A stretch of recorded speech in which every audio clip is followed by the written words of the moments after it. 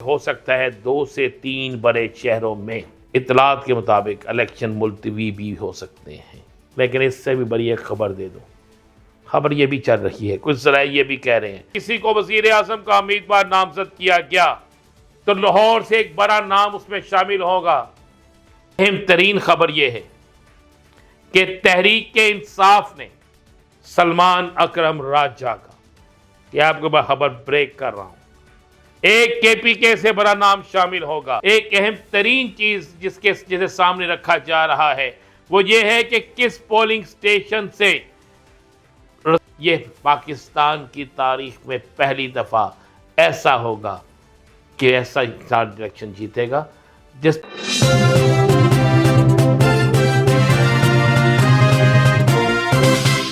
बिस्मिल्लाहिर्रहमानिर्रहीम। अस्सलातु वस्सलामु अलैका या सय्यदी या रसूल अल्लाह, अस्सलातु वस्सलामु अलैका या सय्यदी या हबीब अल्लाह, अस्सलामु अलैकुम। मैं हूं राना सिंह।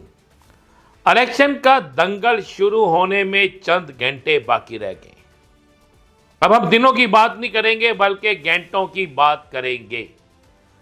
लेकिन वह दंगल होगा कि जिससे पहले ही यह इल्म हो चुका है कि पहली दफा पाकिस्तान की तारीख में ऐसा पहलवान इस दंगल को जीतेगा जिसे इलेक्शन के खारे में हाथ बांधकर, पांव बांधकर, मुंह पर कपड़ा बांधकर, आंखों पर पट्टी बांधकर उसे खारे में उतार दिया गया है।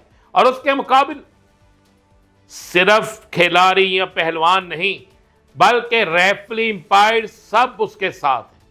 लेकिन उसके बावजूद भी अल्लाह की रहमत से, रसूल पाक सल्लल्लाहु अलैहि वसल्लम की खास अनायत से यह पाकिस्तान की तारीख में पहली दफा ऐसा होगा कि ऐसा इंसान इलेक्शन जीतेगा जिस पर सख्तियों की इंतहा है। इलेक्शन का बगल बच चुका है, इलेक्शन का मैदान सज चुका है।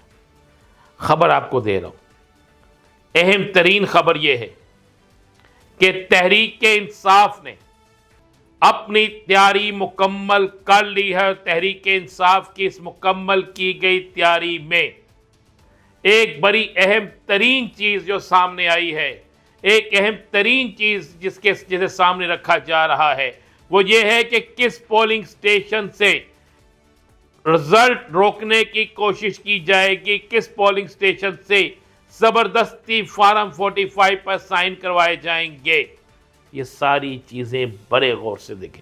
अब उसके लिए हिकमत अमली क्या है मैं आपको बता रहा हूं ताकि आपको नजर आ जाए कि इस दफा वोट की हिफाजत किस तरह की जा रही है।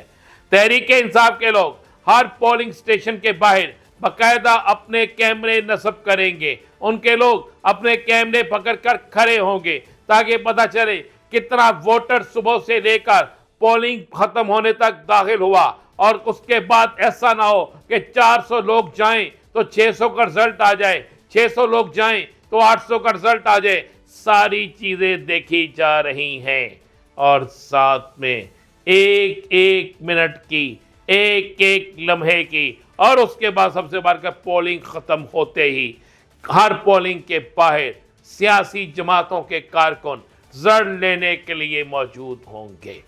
लेकिन इससे भी बड़ी एक खबर दे दूं, खबर ये भी चल रही है, कुछ जराए ये भी कह रहे हैं कि जिस तरह दहशतगर्दी के वाक़यात में अचानक इजाफा हो गया, हमारे शहीद हो के साथी यानी हमारे पुलिस एहलकार शहीद हुए डेरा इस्माइल खान में, जिनकी शहादत पूरे मुल्क के लिए एक गम का आलिम है और पूरा मुल्क इस पर अफसोसज़दा है। सुनने में आया है कि ऐसे भी इम्कानात हैं कि हो सकता है 2 से 3 बड़े शहरों में इतलात के मुताबिक इलेक्शन मुलतवी भी हो सकते हैं। और अगर ऐसा हो गया तो फिर जिस सूबे में ये होगा उस सूबे के अंदर किसी की हुकूमत बनना, इलेक्टोरल पोल का मुकम्मल होना नामुमकिन हो जाएगा। तो जिसके बाद निगरान सेटअप को मजीद वक्त मिलेगा। अब पंजाब के अंदर जो सूरत हाल है वो सिंध से बिल्कुल मुख्तलिफ है। सिंध के अंदर जो सूरत हाल है वो बलोचिस्तान से मुख्तलिफ है। बलोचिस्तान के अंदर जो सूरत हाल है वो केपीके से मुख्तलिफ है। केपीके के अंदर एक अहम तरीन रिपोर्ट के मुताबिक 95% सीटों पर आज़ाद उम्मीदवार यानी तहरीक इंसाफ के हिमायत याफ्ता उम्मीदवार जीत रहे हैं। पंजाब के अंदर 65% सीटों पर तहरीक इंसाफ के हिमायत याफ्ता उम्मीदवार जीत रहे हैं और बलोचिस्तान के अंदर 52% सीटों पर तहरीक इंसाफ के हिमायत याफ्ता उम्मीदवार जीत रहे हैं। जबकि सिंध के अंदर भी बड़ा सरप्राइज तहरीक इंसाफ देने जा रही है। फिर इस सारी सूरत हाल में उम्मीदवार कौन हो सकता है वजीर आजम का, यह भी आपको खबर दे दूं।